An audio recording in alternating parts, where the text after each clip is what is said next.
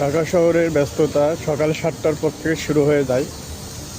এই মুহূর্তে আমরা দেখতে পাচ্ছি ঢাকা ইপিজেডের মধ্যে সকল শ্রমিক কর্মচারীরা তার গন্তব্যস্থলে বা যে জায়গায় চাকরি করে সেখানে সকলে বের হয়ে গেছে।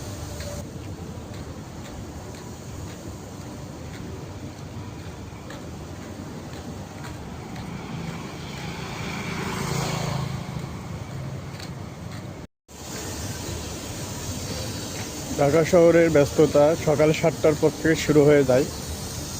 এই মুহূর্তে আমরা দেখতে পাচ্ছি ঢাকা ইপিজেডের মধ্যে সকল শ্রমিক কর্মচারীরা তার গন্তব্যস্থলে বা যে জায়গায় চাকরি করে সেখানে সকলে বের হয়ে গেছে।